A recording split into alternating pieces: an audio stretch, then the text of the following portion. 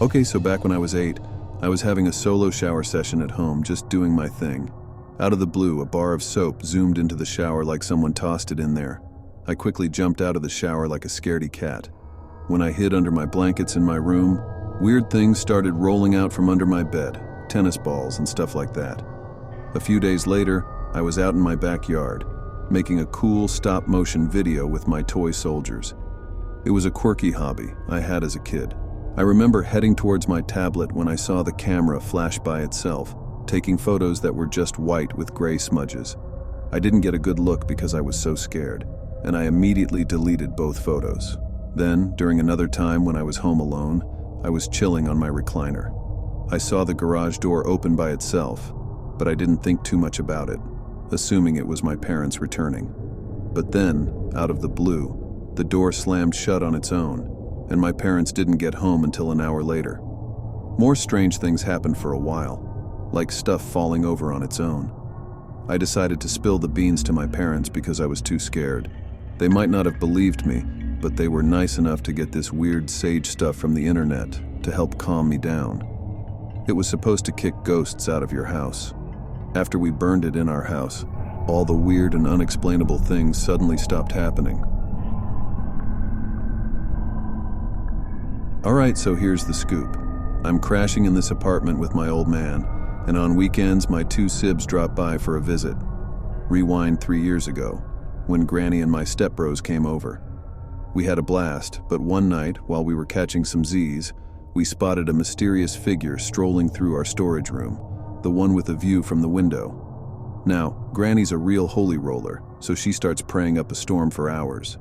Since then, we've been dealing with some minor spooky stuff, but recently, things took a nosedive into serious spookiness.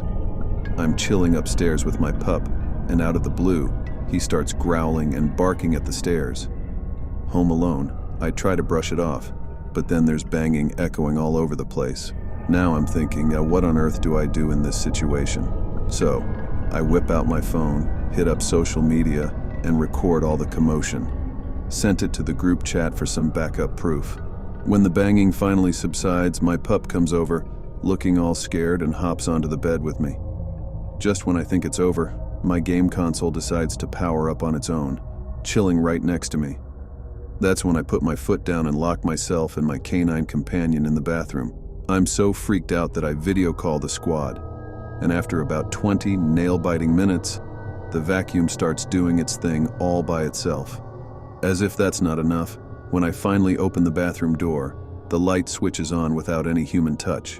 You can literally hear and see the switch moving up, right there in my room. That's when I hit up Granny, show her the video evidence, and she rolls in to sprinkle some oil magic around the place while saying her prayers. Ever since then, it's been crickets. Not long ago, I found myself alone at home for an hour or two. I was having a great time on my tablet when suddenly the power went out. Now I wasn't a fan of the dark, so I turned up the brightness on my tablet.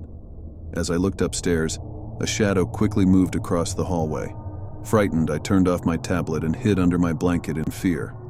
Huddled there, I didn't dare peek out, because the dark still scared me. Just when I thought things couldn't get any scarier, the lights flickered, bringing a bit of relief. About 5 minutes later, a loud noise echoed from upstairs. At that time, my only companion was my pet, sitting by my side, which somehow eased my fear a bit. Despite this, I was still pretty shaken. In an attempt to muster courage, I let out a loud yell. The house fell silent, but soon enough, I heard another noise, something breaking upstairs. Without thinking twice, I grabbed my pet's leash and my tablet, and I sprinted outside toward the front door. The details get a bit hazy from there, but the next thing I knew, my family was back, and I was safe.